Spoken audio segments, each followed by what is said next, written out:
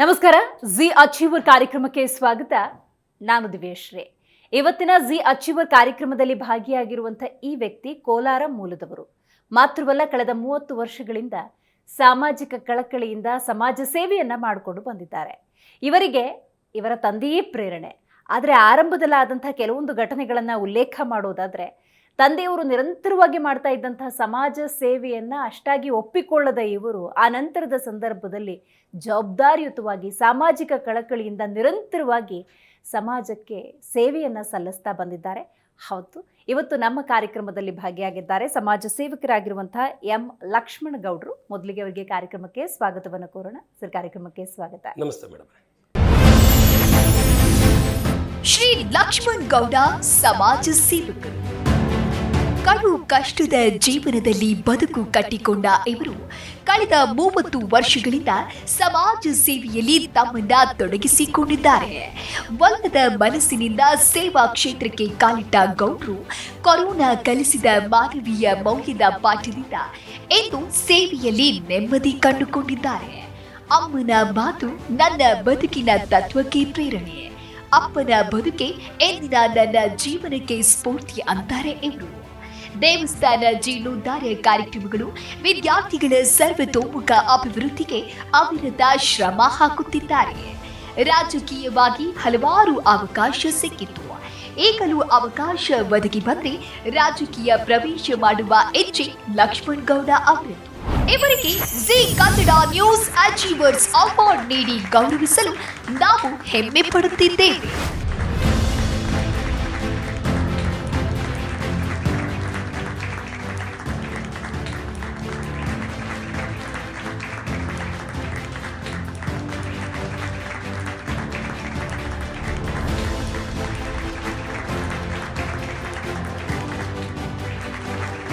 ತುಂಬ ಖುಷಿಯಾಗುತ್ತೆ.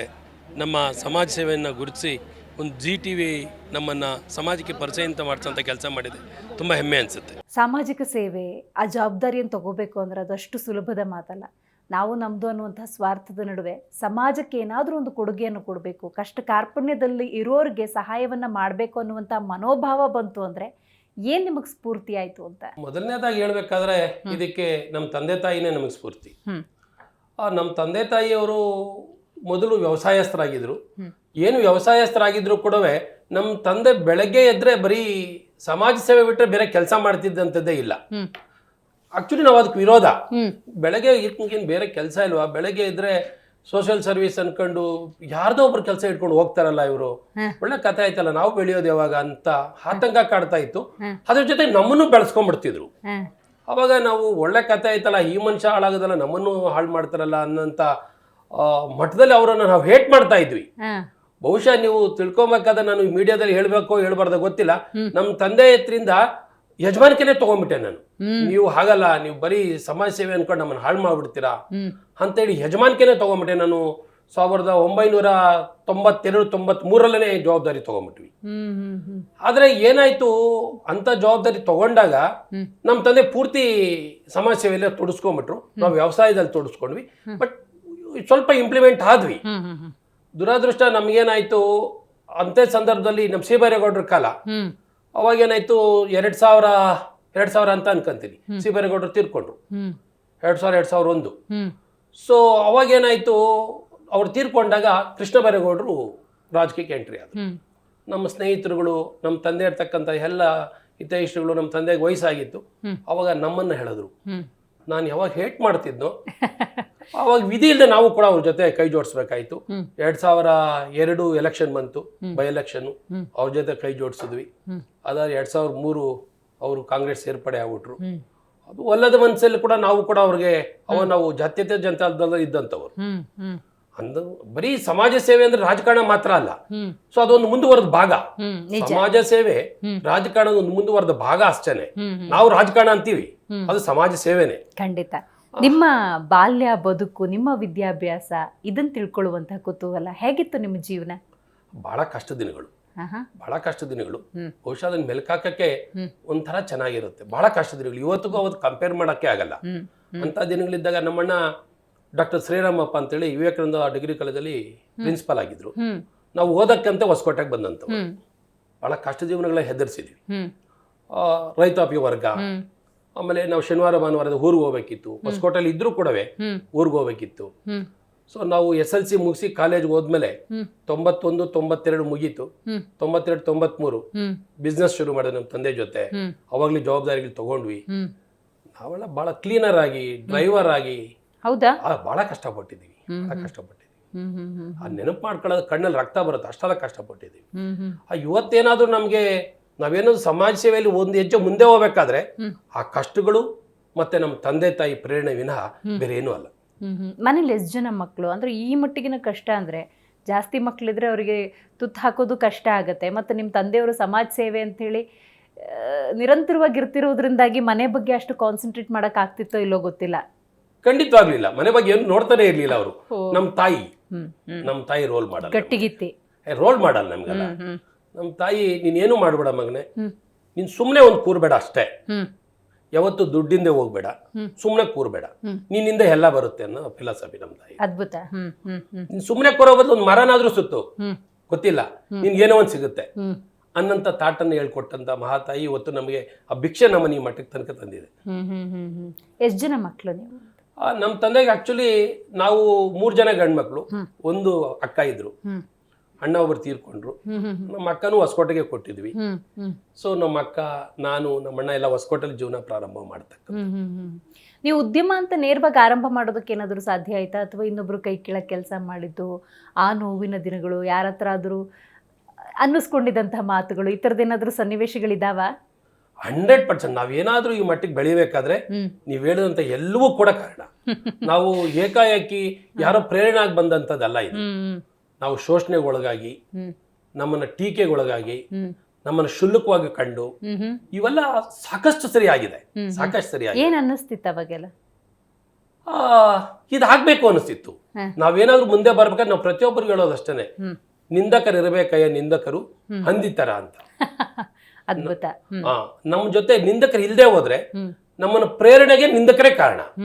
ನಮ್ಮನ್ನ ಯಾರು ಬೆಂತಟ್ಟಿ ಶಬಾಷ್ ಅಂತ ಹೇಳ್ತಾರೋ ಅವರು ನಮ್ಮನ್ನ ಪ್ರೇರಣೆಗೆ ಆಗಕ್ಕೆ ಸಾಧ್ಯ ಇಲ್ಲ. ಆ ಸಮಯಕ್ಕೆ ಖುಷಿ ಅನ್ಸ್ಬೋದು ಅಷ್ಟೇ.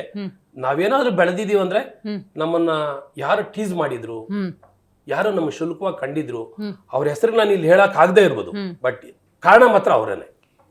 ನೀವು ಕೂಡ ಸಮಾಜ ಸೇವೆ ಅಂತ ಧುಮುಕ್ ಬಿಡ್ತೀರಿ, ಬಟ್ ನಿಮ್ಮ ಜೀವನ, ನಿಮ್ಮ ವೈಯಕ್ತಿಕ ಜೀವನವನ್ನು ಕೂಡ ನೀವು ನಡೆಸಬೇಕು. ಸಮಾಜದ ಆಗು ಹೋಗುಗಳ ಬಗ್ಗೆ ಗಮನ ಹರಿಸಬೇಕು. ನಿಮ್ಮ ತಂದೆಯವರು ಎಷ್ಟೋ ಜನಕ್ಕೆ ಸಹಾಯ ಮಾಡಿರ್ತಾರೆ, ನೀವು ಸಹಾಯ ಮಾಡೋದನ್ನ ಗಮನಿಸಿರ್ತಾರೆ, ನಿಮ್ಮ ಹತ್ರ ನಿರಂತರವಾಗಿ ಜನ ಬರ್ತಿರ್ತಾರೆ. ಈ ಸನ್ನಿವೇಶಗಳನ್ನ ನೆನಪು ಮಾಡ್ಕೋಬಹುದಾ? ಖಂಡಿತವಾಗ್ಲು. ಏನಾಗುತ್ತೆ, ಈ ಸಮಾಜ ಸೇವೆಯಲ್ಲಿ ತಕ್ಕದ ಸಿಗಂತ ತೃಪ್ತಿ ನಮ್ಮ ತಂದೆ ನಾವು ಬೈತಿದ್ವಲ್ಲ, ನಾನ್ ಮಾಡಕ್ ಶುರು ಆದ್ಮೇಲೆ ಅನ್ಸಿತ್ತು ಇದ್ರಲ್ಲಿ ಇಷ್ಟೊಂದು ತೃಪ್ತಿ ಇದೆ ಅಂತ. ಖಂಡಿತವಾಗ್ಲೂ ಮಾಡಿದಾಗ ನಾವು ಬಹಳಷ್ಟು ಪ್ರೇರೇಪಣೆ ನಾವಾಗಿದ್ವಿ ಬೇರೆಯವರಿಗೆ. ಸೇ ಫಾರ್ ಎಕ್ಸಾಂಪಲ್ ಹೇಳ್ಬೇಕಾದ್ರೆ, ಕೊರೋನಾ ಅಂತ ಸಮಯ ಬಂದಾಗ ನನ್ನನ್ನು ಮನುಷ್ಯನಾಗಿ ಮಾಡಿದ್ದು, ಸಮಾಜ ಸೇವೆನ ತೋಡಿಸ್ಕೊಂಡಿದ್ದು ಅದೇ ಸಂದರ್ಭ. ಯಾಕಂದ್ರೆ ನಾವು ದಿನಚರಿನ ಹೆಂಗ್ ಶುರು ಮಾಡ್ತಿದ್ವಿ ಅಂದ್ರೆ, ಬೆಳಗ್ಗೆ 4:15 ಎದ್ರೆ ಸಂಜೆ 6 ಗಂಟೆ ತನಕ ನಿರಂತರವಾಗಿ ಕೆಲಸ ಮಾಡ್ತಿದ್ವಿ. ಎಲ್ರು ರಾತ್ರಿ ಕೆಲಸ ಅಂದ್ರೆ ನಾವು ಬೈತಿದ್ವಿ, ಏನ್ರಿ ರಾತ್ರಿ ಕೆಲಸ ಇರುತ್ತೆ, ರಾತ್ರಿ ಆದ್ಮೇಲೆ ಎಲ್ಲಾನು ಮನೆಗೆ ಸೇರ್ಕೊಳ್ಳೋದ್ ಬಿಟ್ಟು ಬರೀ ರಾತ್ರಿ ಕೆಲಸ. ಖಂಡಿತವಾಗ್ಲು ಏನೂ ಇರಲ್ಲ, ಸುಮ್ನೆ ಹೇಳ್ತಾರೆ ಅಷ್ಟೇ. 4:15 ರಾತ್ರಿ 6 ಗಂಟೆ ತನಕ ನಿರಂತರವಾಗಿ ದುಡಿತಿದ್ವಿ, ಏನೋ ಒಂದು ಕೆಲಸ ಮಾಡ್ತಿದ್ವಿ. ಕೊರೋನಾ ಬಂತಲ್ವಾ, ಅಂತ ಸಂದರ್ಭದಲ್ಲಿ ಏನಾಯ್ತು, ನಮ್ಮನ್ನ ಮನೇಲಿ ಕೂಡಾಕ್ಬಿಡ್ತು. ಹೌದು. ಯಾವಾಗ ನಮ್ಮನ್ನ ಮನೇಲಿ ಕೂಡಾಕ್ತು, ಈ ಮುಂದುವರೆದ ಭಾಗ ಸೋಷಿಯಲ್ ಸರ್ವಿಸ್ ಅನ್ನೋದು ಏನಿತ್ತು ಅದನ್ನ ಸಣ್ಣದಾಗಿ ಶುರು ಮಾಡಿದ್ವಿ. ಈ ಪ್ರತಿ ಮನೆಗೆ 2 ಗಿಡ ಕೊಟ್ವಿ. ನಮ್ಮ ವಾರ್ಡಲ್ಲಿ ಸುಮಾರು 1,500 ಮನೆಗಳಿದ್ವು. ಪ್ರತಿ ಮನೆಗೆ 2 ಗಿಡ ಕೊಡೋದನ್ನ ಮಾಡಿದ್ವಿ. ವಾರ್ಡ್ ಆದ್ಮೇಲೆ ಒಂದು 4-6 ವಾರ್ಡ್ಗಳನ್ನ ವಿಸ್ತರಣೆ ಮಾಡ್ಕೊಂಡ್ವಿ ನಾವಿರಂತ ಜಾಗನ ಹಂತ ಹಂತವಾಗಿ. ಆಮೇಲೆ ಅವಾಗ ಅವೇರ್ನೆಸ್ಗೋಸ್ಕರ ಪ್ರತಿ ಮನೆಗೆ ಮಾಸ್ಕ್ ಕೊಡಕ್ ಶುರು ಮಾಡಿದ್ವಿ.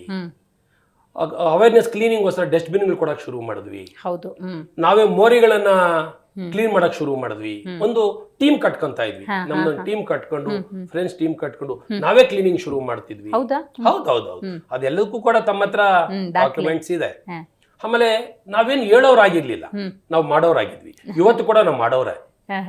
ನಮ್ಗೆ ಹೇಳೋದು, ಆಮೇಲೆ ಆಶ್ವಾಸನೆ ಕೊಡೋದು, ಇದು ಅಂದ್ರೆ ಒಂದ್ ಸ್ವಲ್ಪ ಅಸಹ್ಯ ಅಂತ ನಮಗೆ ನೋಡ್ತೀನಿ, ಮಾಡ್ತೀನಿ, ಇದ್ಯಾವುದು ಆಗದೆ ಇರೋಂಥದ್ದು. ಹ್ಮ್ ಹ್ಮ್ ಹ್ಮ್ ಸೊ ಈಗ ನೋಡಿ, ಟ್ರೈ ಮಾಡ್ತೀನಿ ಅನ್ನೋ ಪದನೇ ನನಗೆ ಇಷ್ಟ ಆಗಲ್ಲ. ಆಹಾ ಹಾ ಟ್ರೈ ಅನ್ನೋದು ಇಲ್ಲ ಅಂತಾನೆ, ನಿಜ ನಿಜ. ಅದನ್ನ ಹೇಳ್ಬಾರ್ದು. ಈಗ ಟ್ರೈ ಅಂದ್ರೆ ಇಲ್ಲಿ ಮೊಬೈಲ್ ಇದೆ, ಹಾ ಟ್ರೈ ಅಂದ್ರೆ ಹಿಂಗ್ ಅನ್ಕೊಂಡೇ ಇರ್ಬೇಕು ನಾನು, ಗೊತ್ತಾಗಲ್ಲ ಅದು. 100% ಮಾಡಕ್ಕಾಗಲ್ಲ. ಎತ್ತು ಅಥವಾ ಬಿಡು ಎರಡು ಹೇಳ್ಬೇಕಲ್ವಾ. ಹೌದು ಟ್ರೈ ಅನ್ನೋ ಪದ ನನ್ಗೆ ಇಷ್ಟ ಆಗಲ್ಲ. ಹೌದು ಇಲ್ಲ ಅಷ್ಟೇ. ಹೌದು ಇಲ್ಲ ಅವೆರಡು ಇರ್ಬೇಕು ಡಿಕ್ಷನರಿ. ಟ್ರೈ ಅನ್ನೋದು ಕಿತ್ತಾಕ್ಬೇಕು. ಟ್ರೈ ಅನ್ನೋ ಪದ ಪ್ರಯತ್ನ ಅನ್ನೋದು ಇಲ್ಲ ಅಂತಾನೆ. ಖಂಡಿತ ಖಂಡಿತ. ಹಂಗಾಗಿ ಏನಾಯ್ತು, ಹ್ಮ್ ನಾನು ನನ್ನ ಜನ್ಮಭೂಮಿಯವರು ನನ್ನನ್ನು ಕರೆದ್ರು, ಹ್ಮ್ ಹ್ಮ್ ಹ್ಮ್ ಇಲ್ಲ ನೀವು ಸೋಷಿಯಲ್ ಸರ್ವಿಸ್ ಅಲ್ಲಿ ಮಾಡ್ತಿದ್ದೀರಾ, ನೀವ್ ಯಾಕೆ ನಮ್ಮಲ್ಲಿ ಬರಬಾರದು ಅಂತ. ಅವಾಗ ನಾವು ಕೋಲಾರ ನಮ್ಮ ಜನ್ಮಭೂಮಿಗೆ ಹೋಗಿ ನಮ್ಮ ಕೆಲಸಗಳನ್ನ ಶುರು ಮಾಡ್ಕೊಂಡ್ವಿ. ರೈಟ್. ಹಂಗಾದ್ರೆ ಒಂದೊಂದೇ ನಿಮ್ಮ ಸಮಾಜ ಸೇವೆಯನ್ನು ನೆನಪು ಮಾಡ್ಕೊಳ್ಳೋದಾದ್ರೆ ಮೊದಲನೇದಾಗಿ ಗಂಗಮ್ಮನ ಗುಡಿ, ಆ ದೇವಸ್ಥಾನದ ಬಗ್ಗೆ ಯಾವಾಗ ಆ ಯೋಚನೆಗಳು ಬಂತು? ದೇವಸ್ಥಾನದ ಜೀರ್ಣೋದ್ಧಾರ ಕಾರ್ಯಕ್ರಮಗಳು. ಅದೇನಾಯ್ತು, ಹಾ ನಾನು ಇರ್ತಕ್ಕಂಥ MU ಎಕ್ಸ್ಟೆನ್ಷನ್ ಭಾಗದಲ್ಲಿ ಇರ್ತಕ್ಕಂಥ ಒಂದು ಸಣ್ಣ ದೇವಸ್ಥಾನ, ಅಲ್ಲಿ ಯಾವುದು ಕೂಡ ದೇವಸ್ಥಾನ ಇರ್ಲಿಲ್ಲ. ಅವಾಗ ನಮ್ಮ ಅಕ್ಕಪಕ್ಕ ಅವರು ನಮ್ಮನ್ನು ಕೇಳಿದಾಗ ಆ ದೇವಸ್ಥಾನನ ಕಟ್ಟಬೇಕು ಅಂತೇಳಿ, ಪೂರ್ತಿ ಆ ದೇವಸ್ಥಾನ ನಾವು ಕಟ್ಟಕ್ ಆಗದೆ ಹೋದ್ರೂ ಪರವಾಗಿಲ್ಲ ಅಂತೇಳಿ ನಮ್ಮ ಸ್ನೇಹಿತರನ್ನ ಒಳಗೊಂಡು, ಎಲ್ಲ ನಮ್ಮ ಸ್ನೇಹಿತರುಗಳೇ, ಅವರನ್ನು ಒಳಗೊಂಡು ನಾವು ಆ ಒಂದು ದೇವಸ್ಥಾನ, ಒಂದು ರಾಜಗೋಪುರನ ಕಟ್ಟಿ ಆ ದೇವಸ್ಥಾನ ನಿರ್ಮಾಣ ಮಾಡಿದ್ವಿ. ಅದು ನಿರ್ಮಾಣ ಮಾಡಿದ್ಮೇಲೆ ಪೂರ್ತಿ ವೆಚ್ಚದಲ್ಲಿ ಒಂದು ಒಳ್ಳೆ ಚೌಡೇಶ್ವರಮ್ಮನ ದೇವಸ್ಥಾನ, ನಮ್ಮ ಮನೆ ದೇವಸ್ಥಾನನ ಒಂದು ಸ್ವಂತ ಖರ್ಚಿನಲ್ಲೇನೆ ಒಂದು ನಿರ್ಮಾಣ ಮಾಡಿದ್ವಿ. ಇದು ಗಂಗಮ್ಮನ ಗುಡಿ ಆಗ್ತಿದ್ದಂಗೆನೆ ಚೌಡೇಶ್ವರಮ್ಮ. ಆ ದೇವಸ್ಥಾನಗಳು ತಗೊಳ್ಳೋದಾದ್ರೆ ನಾವು 16 ದೇವಸ್ಥಾನಗಳು ಮಾಡಿಬಿಟ್ಟಿದೀವಿ. ಆಮೇಲೆ ಅನ್ನಿಸ್ತು, ದೇವಸ್ಥಾನಗಳ ಜೊತೆಗೆ ನಾವು ಸಮಾಜಕ್ಕೆ ಏನಾದ್ರು ಕೊಡಬೇಕು, ದೇವಸ್ಥಾನ ಒಂದೇ ಇಟ್ಕೊಂಡ್ರೆ ಹಾಗಲ್ಲ ಅನ್ನೋದು ವಿದ್ಯಾರ್ಥಿ ಕಡೆಗೆ ಗಮನ ಕೊಟ್ವಿ, ಶಾಲೆಗಳ ಕಡೆ ಗಮನ ಕೊಟ್ಟಿದೀವಿ. ಒಂದು ಕಾನ್ಸೆಪ್ಟೇ ಮಾಡಿದ್ವಿ ನಾವು, ಧ್ಯಾನಕ್ಕೊಂದು ದೇಗುಲ, ಜ್ಞಾನಕ್ಕೊಂದು ಶಾಲೆ ಅಂತ. ಅದ್ಭುತ. ಒಂದು ಊರಿಗೆ ಧ್ಯಾನಕ್ಕೊಂದು ದೇಗುಲ, ಜ್ಞಾನಕ್ಕೊಂದು ಶಾಲೆ ಅನ್ನಂತ ಕಾನ್ಸೆಪ್ಟ್ ಅಲ್ಲಿ ಪ್ರತಿ ಹಳ್ಳಿಯಲ್ಲಿ, ನಾವು ಓದಂತ ಹಳ್ಳಿಯಲ್ಲಿ ಒಂದು ಶಾಲೆನ ಒಂದು ರೂಪರೇಷೆಗಳನ್ನ ರೆಡಿ ಮಾಡ್ತಿದ್ವಿ. ಆ ಶಾಲೆಗೆ ಡೆಸ್ಕ್ ಬೆಂಚನ್ನ ವಿತರಣೆ ಮಾಡ್ತಾ ಇದ್ವಿ. ಆ ಶಾಲೆಗಳು ಸೋರ್ತಾ ಇರೋಂಥದ್ದು ಹಳೆ ಶಾಲೆಗಳು, ಸರ್ಕಾರಿ ಶಾಲೆಗಳು. ಹೌದೌದು, ಎಲ್ಲ ಸರ್ಕಾರಿ ಶಾಲೆಗಳೇ. ಪ್ರೈವೇಟ್ ಶಾಲೆಗಳಿಗಂತೂ ಯಾವ್ದಕ್ಕೂ ಒಂದು ಮಾಡಲಿಲ್ಲ ನಾವು.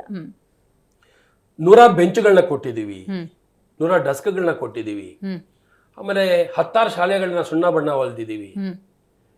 ಅದಲ್ಲದೆ ನನ್ನ ಸ್ವಂತ ಖರ್ಚಿನಲ್ಲಿ ಲಕ್ಷಾಂತರ ರೂಪಾಯಿ ಖರ್ಚು ಮಾಡಿ ಒಂದು ಗೌರ್ಮೆಂಟ್ ಶಾಲೆನ ದತ್ತಕ್ಕೆ ತಗೊಂಡ್ವಿ. ಬರೀ 100 ಜನ ಇರ್ತಕ್ಕಂಥ ಶಾಲೆನ ದತ್ತಕ್ಕೆ ತಗೊಂಡ್ರು. ತಾವು ನೋಡ್ಬೋದು ಫೋಟೋಸನ್ನ, ಹೆಂಗಿದ್ದಂತ ಶಾಲೆ. ಇವತ್ತು ಯಾವುದೇ ಖಾಸಗಿ ಶಾಲೆ ಮಿಗಿಲಾಗಿಲ್ಲ ನಮ್ದು. ಇವತ್ತು 300 ಜನ ಸ್ಟ್ರೆಂತ್ ಇದೆ. ಲಾಸ್ಟ್ ವೀಕ್ ಅಲ್ಲಿ ಒಂದು ಪ್ರೋಗ್ರಾಮ್ ಆಯ್ತು, ಕಲಿಕಾ ಕಾರ್ಯಕ್ರಮ ಅಂತೇಳಿ. ಒಂದು 10 ಶಾಲೆಯವರು ಬಂದು ನಮ್ಮ ಶಾಲೆಯಲ್ಲಿ ಮಾಡ್ತಾರೆ ನೋಡಿ. ಹೊಸಕೋಟೆ ಟೌನ್ ಅಲ್ಲಿ 10 ಶಾಲೆಯಲ್ಲಿ ಬಂದು ನಮ್ಮ ಶಾಲೆಯಲ್ಲಿ ಒಂದು ಕಾರ್ಯಕ್ರಮ ಮಾಡಿದಾಗ ನಾವು ಮಾಡಿದ ಕೆಲಸಕ್ಕೆ ಸಾರ್ಥಕ ಆಯ್ತು ಅಂತ ಅನಿಸ್ತು. ಒಂದು ಆತ್ಮತೃಪ್ತಿ. 100%. ಖಂಡಿತ. ಎಷ್ಟೋ ವಿದ್ಯಾರ್ಥಿಗಳ ಖರ್ಚು ವೆಚ್ಚವನ್ನ ಭರಿಸ್ತೀರಿ. ಅಂದ್ರೆ ನಾವೆಲ್ಲ ಬರೀ ಮಾತಾಡ್ತೀವಿ ಎಷ್ಟೋ ಸಂದರ್ಭಗಳಲ್ಲಿ, ಇವತ್ತಿನ ಮಕ್ಕಳೇ ಮುಂದಿನ ಪ್ರಜೆಗಳು ಅಂತ ಹೇಳಿ. ಆ ಪ್ರಜೆಗಳನ್ನು ಸರಿಯಾಗಿ ರೂಪಿಸ್ಬೇಕು, ಅವ್ರಿಗೆ ಶಿಕ್ಷಣವನ್ನು ಒದಗಿಸ್ಬೇಕು ಅನ್ನುವಂಥ ನಿಟ್ಟಿನಲ್ಲಿ ಸ್ವಂತ ಖರ್ಚಿನಲ್ಲಿ ಈ ಥರ ಸೇವೆ ಮಾಡ್ತಿರಲ್ಲ, ಇದ್ರ ಬಗ್ಗೆ ಹೇಳಿ. ಏನಾಯ್ತು, ಈ ದೇವಸ್ಥಾನಗಳು ಮಾಡಕ್ಕೆ ಹೊರಟ್ವಿ. ಈಗ ನಮ್ಮ ಮಕ್ಕಳ ವಿದ್ಯಾಭ್ಯಾಸಕ್ಕೆ ಕನಿಷ್ಠ ಪಕ್ಷ 1 ರಿಂದ 2, 3, 4 ಲಕ್ಷನ ಹೌದು ಕಟ್ತೀವಿ. ಒಂದು ಮಗು 50,000, ನೀವು ಅದ್ರಲ್ಲಿ ನೋಡ್ಬೋದು, 50,000 ಒಂದು MD ಮಾಡಕ್ಕೆ 50,000 ನನ್ನ ಕೈಲಿ ಆಗಲ್ಲ, ಹೊಂಚಕ್ ಆಗಲ್ಲ ಅಂದಾಗ ಒಂದು 4 ಲಕ್ಷ ರೂಪಾಯಿ ದುಡ್ಡು ಬೇಕಾಗಿರುತ್ತೆ. ಅಂತ ಸಂದರ್ಭದಲ್ಲಿ ನೀವು ಯಾರೋ ಒಂದು ಬರ್ತ್ಡೇ ಮಾಡ್ಕೊಂತೀರಾ, ಏನೋ ಖರ್ಚು ಮಾಡ್ತೀರಾ, ಅಟ್ಲೀಸ್ಟ್ 50,000 ಕೊಡಿ ಅಂತೇಳಿ ನಾವು ಒಂದು 50,000, 1 ಲಕ್ಷ ರೂಪಾಯಿ ದುಡ್ಡು ಕೊಟ್ಟು ಒಂದು ಡಾಕ್ಟರ್ನಾಗ ಮಾಡಿದೀವಿ. ಇವತ್ತು ಆ ಡಾಕ್ಟರ್ ನನ್ನ ತಂದೆ ತಾಯಿ, ನನ್ನ ಮಕ್ಕಳು ನನ್ನ ಅವ್ರ DP-ಯಲ್ಲಿ ನನ್ನ ಫೋಟೋ ಹಾಕೊಳ್ತಾರ ಇಲ್ಲ ನಾವು ನೋಡಿರಲ್ಲ. ಆದ್ರೆ ಅವನ ಆಫೀಸಲ್ಲಿ, ಅವನ ಫೋನಲ್ಲಿ ನನ್ನ ಫೋಟೋ ಇರುತ್ತೆ, ಅವನ ಆಫೀಸ್ ಚೇಂಬರ್ ಅಲ್ಲಿ ನನ್ನ ಫೋಟೋ ಇರುತ್ತೆ. ಅಂದಾಗ 50,000 ರೂಪಾಯಿ ನಮ್ಗೆ ಇಷ್ಟು ಕೆಲಸ ಮಾಡುತ್ತೆ ಅನ್ನೋದಾದ್ರೆ ಅಂತ ಮಕ್ಕಳನ್ನ ನಾವ್ ಯಾಕೆ ಪ್ರೇರೇಪಣೆಯಾಗಿ ಮಾಡಬಾರದು ಅನ್ನಂತ ಮನಸ್ಥಿತಿನ ನಾವು ತಗೊಂಡ್ವಿ. ಅವಾಗ ದೇವಸ್ಥಾನಗಳ ಕೆಲಸ ಸ್ವಲ್ಪ ಕಡಿಮೆ ಮಾಡಿದ್ವಿ. ಇತ್ತೀಚೆಗೆ ನಮ್ದೊಂದು ಮನೆ ದೇವಸ್ಥಾನನ ಸುಮಾರು 50 ಲಕ್ಷ ಖರ್ಚು ಮಾಡಿ ಇದೆ, ಅದೆಲ್ಲ ಇದೆ, 50 ಲಕ್ಷ ಖರ್ಚು ಮಾಡಿ ಬಡವ್ರ ಬಗ್ಗರಿಗೆ ಮದುವೆ ಮಾಡ್ಕೊಳಕ್ಕಾಗ್ಲಿ, ನಾಮಕರಣ ಮಾಡ್ಕೊಳಕ್ ಫ್ರೀ ಆಗಿ ಮೇಂಟೆನೆನ್ಸ್ ಕೊಟ್ಟು ಮಾಡ್ಕೊಂಡ್ಲಿ. ಅಲ್ಲಿ ಒಂದು 8,000 ಅಡಿ ಜಾಗದಲ್ಲಿ ಒಂದು ಸೀಟ್ ಅನ್ನ ಹಾಕ್ಸಿ ಬಹಳ ಅದ್ಭುತವಾಗಿ ಮಾಡಿ ಇಟ್ಟಿದೀವಿ. ಯಾರು ಬೇಕಾದ್ರೂ ಮಾಡ್ಕೊಂಡ್ ಧರ್ಮವಾಗಿ ಅಂತ. ಇತ್ತೀಚೆಗೆ ಎಲ್ಲ 1.5 ತಿಂಗಳ 2 ತಿಂಗಳಾಯ್ತು. ಖಂಡಿತ. ಆ ಫ್ಲಡ್ ಸಮಯ ನೆನ್ಪು ಮಾಡ್ಕೋಬೋದಾ, ಹೆಂಗಿತ್ತು ಆ ಸಿಚುವೇಶನ್? ಆ ಫ್ಲಡ್ ಸಮಯ ಅಂತೂ ತುಂಬಾ ಅದ್ಭುತವಾಯಿತು ಬಿಡಿ. ಅವಾಗೂ ಕೂಡ ಏನಾಗಿತ್ತು, ನಾವು ಮನೇಲಿದ್ವಿ, ನಾವು ಸೋಷಿಯಲ್ ಆಕ್ಟಿವಿಟಿ ಶುರು ಮಾಡಿದ್ವಿ. ನಮ್ಮ ಪ್ರಸಾದ್ ಅಂತೇಳಿ ನನ್ನ ಸ್ನೇಹಿತರೊಬ್ರು ಕಮಿಷನರ್ ಆಗಿದ್ರು. ಏನ್ ರಾತ್ರಿ ಫ್ಲಡ್ ಬಂದಿದೆ, ಎಲ್ಲ ಕಡೆ ನೀರು ನುಗ್ಗಿದೆ, ಊಟ ಇಲ್ಲ. ಊಟಕ್ಕೆ ಅಷ್ಟೊಂದು ಹಾಹಾಕಾರ ಆಗುತ್ತೆ ಅಂತ ಇಷ್ಟು ಬೇಗನೆ ನಮ್ಮ ಸಮಯದಲ್ಲೇ ಊಟಕ್ಕೆ ಇಷ್ಟು ಹಾಹಾಕಾರ ಆಗುತ್ತೆ ಅಂತ ಗೊತ್ತಾಗಿದ್ದು ನಮ್ಗೆ ಅದೇನೆ. ಏನಾಯ್ತು, ಒಂದು ಫೋನ್ ಮಾಡ್ತಾರೆ, ಗೌಡ್ರೆ ನೀವು ಸೋಷಿಯಲ್ ಸರ್ವಿಸ್ ಮಾಡ್ತಿದ್ದೀರಾ, ಇವತ್ತು ಶಾಹೀನ್ ನಗರ ಇರ್ಬೋದು, ಶಾಂತಿ ನಗರ ಇರ್ಬೋದು, ಕ್ಯಾನೂರು ಭಾಗದಲ್ಲಿ ಇರ್ಬೋದು, ಎಲ್ಲ ಮನೆಗಳು ಬಿದ್ದೋಗಿದೆ, ಬೆಂಕಿ ಹಚ್ಚೋಕ್ಕೂ ಕೂಡ ಆಗ್ತಿಲ್ಲ, ಏನಾದ್ರೂ ಊಟದ ವ್ಯವಸ್ಥೆ ಮಾಡ್ಬೋದಾ ಅಂತ. ಸರಿ, ನಾವು ಸ್ನೇಹಿತರ ತಂಡನ ಒಂದು ಕಟ್ಕೊಂಡು ನೀವು ನಮ್ಮಲ್ಲ 50,000 ಪ್ಯಾಕೆಟ್ ಅನ್ನ ರೆಡಿ ಮಾಡಿದ್ವಿ. ಅದ್ಭುತ ಅದ್ಭುತ. 50,000 ಪ್ಯಾಕೆಟ್ಗಳ ಊಟದ ಪ್ಯಾಕೆಟ್ ರೆಡಿ ಮಾಡಿ ಒಂದು 5-6 ಸಾವಿರ 10,000 ಪ್ಯಾಕೆಟ್ ಬರೀ ಟೌನ್ ಅಲ್ಲಿ ಕೊಟ್ರು. ನಮ್ಮ ಸ್ನೇಹಿತರು ನಿರಂಜನ್ ಅಂತ ಒಬ್ರು ನನ್ನ ಸ್ನೇಹಿತರು, ಬಾಲು ಅಂತ ಹಿಂದೂ ನ್ಯೂಸ್ ಅಂತ ಇಟ್ಕೊಂಡಿದ್ದಾರೆ, ಅವ್ರ ಟೀಮ್ ಒಂದಷ್ಟು ಜನ ಕಳಿಸ್ಕೊಟ್ರು ನಮ್ ಜೊತೆ. ಆಮೇಲೆ ನಮ್ ಟೀಮ್ ಇತ್ತು ಹುಡುಗರು, ಅವರು ಕೂಡ ಅವ್ರ ಜೊತೆ ಬಂದ್ರು. ಎಲ್ಲಾ ಭಾಗಗಳಿಗೂ ವ್ಯಾನ್ಗಳನ್ನ ಇಟ್ಟು ಸೆಂಟ್ರಲೈಸ್ ಕಿಚನ್ ಮಾಡಿ 2-3 ದಿವಸ ಒಂದು 50,000 ಪ್ಯಾಕೆಟ್ ಊಟಗಳನ್ನ ಹಂಚಿದೀವಿ ನಾವು. ಅವಾಗ ಏನಾಯ್ತು, ಈ ಊಟ ಕೊಡಕ್ ಹೋದಾಗ ಎಲ್ಲ ಮನೆಗಳು ಸುರಿಯಕ್ ಶುರುವಾಗಿದ್ವು, ಬಿದ್ದೋಗಿದ್ವು. ಅದು ಕೂಡ ತಮ್ಗೆ ದಾಖಲೆಗಳಿದಾವೆ. ನಾವು 10-15 ದಿವಸದಲ್ಲಿ ಒಂದೊಂದು ಮನೆ ಕಟ್ಟರಂತ ನಿದರ್ಶನ ಇದೆ. 10 ದಿವಸದಲ್ಲಿ 14ಕ್ಕೆ 12 ಸೀಟ್ ಕೊಡಿಸ್ತೀವಿ. ಕಟ್ಬೇಕಷ್ಟೇ, ನೀನು ಕಟ್ಟೋದಾದ್ರೆ ಕಟ್ಕೊಡ್ತೀವಿ. ಯಾಕಂದ್ರೆ ಪಾಪ ಅಷ್ಟು ನಿರಾಶ್ರಿತರಿದ್ದಾರೆ, ಅವ್ರಿಗೆ ವ್ಯವಸ್ಥೆ ಆಗ್ಲೇಬೇಕು. ಹೌದು, ಸರ್ಕಾರ ಘೋಷಣೆ ಮಾಡ್ತಾವಾಗ, ಆದ್ರೆ ಸರ್ಕಾರ ಕಟ್ತೋ ಬಿಡ್ತೋ ಗೊತ್ತಿಲ್ಲ, ಬಟ್ ನಾವಂತೂ ಕಟ್ಟಿದ್ವಿ ನೋಡಿ. ಯಾರು ಕೇಳಿದ್ರು ಅವ್ರಿಗೆಲ್ಲ ಕೂಡ ಶೀಟ್ ಕೊಡ್ಸಿದೀವಿ, ಇಟ್ಕೆ ಕೊಡ್ಸಿದ್ವಿ, ಸಿಮೆಂಟ್ ಕೊಡ್ಸಿದ್ವಿ, ಪೂರ್ತಿ ಮನೆನೇ ಕಟ್ಕೊಟ್ಟಿದೀವಿ. ಅವಾಗ ಅವ್ರ ಹತ್ರ ಹೋದಾಗ ಅವ್ರ ಅಭಿನಂದನೆ ಸಲ್ಲಿಸ್ತಿದ್ರಲ್ಲ ಮುಗ್ಧ ಮನಸ್ಸಿನಿಂದ, ನೀವು ನಮ್ಮ ಮನೆ ದೇವರು, ನಿಮ್ಮ ಮನೆ ಉಳಿಸ್ಬಿಟ್ರಿ ಅಂತ. ಬಟ್ ಆ ದಿನಗಳನ್ನ ನೆನ್ಸ್ಕೊಳ್ಳೋದೇ ಬಹಳ ಖುಷಿ ತರ್ತಿತ್ತು. ಜನ ಪ್ರೀತಿಯಿಂದ ನಡ್ಕೊಳ್ಳುವಂತ ಈ ಸನ್ನಿವೇಶ ನೀವು ಉಲ್ಲೇಖ ಮಾಡಿದ್ದಕ್ಕೆ ಕೇಳ್ತಾ ಇದ್ದೀನಿ. ಕೊರೋನಾ ಸಂದರ್ಭದಲ್ಲಿ ಆವಾಗ ಮನುಷ್ಯತ್ವದ ಪಾಠವನ್ನು ಪ್ರತಿಯೊಬ್ಬರು ಕೂಡ ಕಲ್ತಿದ್ದಾರೆ, ಮಾನವೀಯ ಮೌಲ್ಯಗಳನ್ನು. ಹಾಗಾಗಿ ಲಸಿಕೆ ಎಷ್ಟೋ ಜನಕ್ಕೆ ಸಿಕ್ಕಿರಲ್ಲ, ಲಸಿಕೆ ಬೇಕಾಗಿರುತ್ತೆ, ಒದ್ದಾಟ ಇರುತ್ತೆ. ಆ ಸಂದರ್ಭದಲ್ಲಿ ಜೊತೆಯಾಗಿ ನಿಂತ್ಕೋತೀರಿ, ವೆಂಟಿಲೇಟರು, ಆಕ್ಸಿಜನ್ನು, ಈ ದಿನಗಳನ್ನು ನೆನಪು ಮಾಡ್ಕೋಬೋದು. ಅದಕ್ಕೆ ನಮ್ಮ ಈ ಸಂದರ್ಭದಲ್ಲಿ ನೆನೆಸ್ಕೊಳ್ಳಬೇಕು, ನಮ್ಮ ಶರತ್ ಬಚ್ಚೇಗೌಡರು ನಮ್ಗೆ ಪ್ರೇರಣೆ. ಏನಾಯ್ತು, ಎಲ್ಲರೂ ಮನೇಲಿದ್ರು. ನಮ್ಮ ಶರತ್ ಬಚ್ಚೇಗೌಡರು MLA ಅವರು ಇದ್ರಲ್ಲ, ಆ ಪ್ರತಿಭಾ ಶರತ್ನು ಅವ್ರ ಮಿಸಸ್ ಅಷ್ಟೇ, ಅವ್ರು ಏನ್ ಮಾಡಿದ್ರು, ಕೊರೋನಾ ಸಮಯದಲ್ಲಿ ನಮಗೆಲ್ಲ ಕೆಲಸ ಕೊಟ್ರು. ಏನು ಲಾಟ್ ನಿಮಗೆ ಕೊರೋನಾ ಕಿಟ್ ರೆಡಿ ಮಾಡಿಸಂಥದ್ದು, ಆಮೇಲೆ ಫುಡ್ ಕಿಟ್ ರೆಡಿ ಮಾಡೋಂಥದ್ದು, ಒಂದು ಚೌಟ್ರಿ ಬಾಡಿಗೆ ತಗೊಂಡು ಮಾಡ್ತಿದ್ರು. ಅವಾಗ ಏನ್ ಮಾಡಿದ್ವಿ ನಾವು, ಸ್ವಂತ ಖರ್ಚಿನಲ್ಲಿ ಎಷ್ಟೋ ಜನ ವ್ಯಾಕ್ಸಿನ್ ಹಾಕ್ಸಿದೀವಿ ನಾವು. ಅವ್ರು ಮಾಡ್ತಿದ್ರು, ಅವರು ಲಕ್ಷಾಂತರ ಮಾಡುವಾಗ ಅಟ್ಲೀಸ್ಟ್ ನಾವು ಸಾವಿರಾರು ಮಾಡ್ಬೋದಲ್ಲ ಅಂತ ಹೇಳಿ ನಾವು ಸಾವಿರಾರು ಮಾಡಕ್ಕೆ ಕೈ ಹಾಕಿದ್ವಿ. ಅಂತ ಸಂದರ್ಭದಲ್ಲಿ ಬಹಳಷ್ಟು ಮಾಡಿದ್ವಿ, ಸ್ವಂತ ಖರ್ಚಿನಿಂದ ಬಹಳಷ್ಟು ಮಾಡಿದ್ವಿ. ನಿಮ್ಮ ಸಾಮಾಜಿಕ ಸೇವೆಗಳ ಬಗ್ಗೆ ನಾವು ಮಾತಾಡ್ತಾ ಇದ್ವಿ, ಆದರೆ ಪರಿಸರದ ಕಾಳಜಿ ಬಗ್ಗೆ ನಾನು ನೆನಪು ಮಾಡಲೇಬೇಕು ನಿಮಗೆ. ಯಾಕಂದರೆ ಪ್ಲಾಸ್ಟಿಕ್ ನಿಷೇಧ ಅಂತ ಬರೀ ಬೋರ್ಡ್ಗಳಲ್ಲಿದೆ, ಆದರೆ ಅದಕ್ಕೆ ಜವಾಬ್ದಾರಿಯುತವಾಗಿ ನೀವು ಪ್ಲಾಸ್ಟಿಕ್ ನಿಷೇಧ ಆಗಬೇಕು ಅಂತ ಕ್ರಮಕ್ಕೆ ಮುಂದಾಗ್ತೀರಿ. ಅಂತ ಸಂದರ್ಭದಲ್ಲಿ ಏನಾಯ್ತು, ಯಾಕಂಗಾಯ್ತು ಅಂತಂದ್ರೆ, ನೀವು ಅದ್ರಲ್ಲಿ ಫೋಟೋಸ್ ಇದೆ ನೋಡ್ಬೋದು, ಎಲ್ಲ ಮೋರಿಗಳು ಕಟ್ಕೊಂಡ್ಬಿಡ್ತಿತ್ತು. ಹೌದು, ಕಟ್ಕೊಂಡಾಗ ನಾವೇನ್ ಮಾಡ್ತಿದ್ವಿ, ತೆರವು ಮಾಡಕ್ಕಂತ ಹೋಗ್ತಿದ್ವಿ. ತೆರವು ಮಾಡಕ್ಕಂತ ಹೋಗ್ತಿದ್ದಾಗ ನಮ್ಗೆ ಸಿಗ್ತಾ ಇದ್ದಿದ್ದೆ ಬರೀ ಪ್ಲಾಸ್ಟಿಕ್, ಬ್ಲಾಕ್ ಆಗಿರ್ತಿತ್ತು ಕಂಪ್ಲೀಟ್. ಅದನ್ನ ಯಾರಿಗೋ ಹೇಳ್ತಿರ್ಲಿಲ್ಲ, ನಾವೇ ತೆಗಿತಿದ್ವಿ. ನಾವು ಹೇಳಿ ಇನ್ನೊಬ್ರ ಹತ್ರ ಮಾಡ್ಸಕ್ ಆಗಲ್ಲ, ಗಲೀಜನ್ನೆಲ್ಲ ತೆಗಿಯಲ್ಲ ಯಾರನ್ನು. ನಾವು ಮಾಡಕ್ ಕೊಟ್ಟಾಗ ಅವ್ರು ಬರ್ತಾ ಇದ್ರು, ನಾವೇ ಕೈಯಿಂದ ಮಾಡಿ ತೆಗಿತಿದ್ವಿ.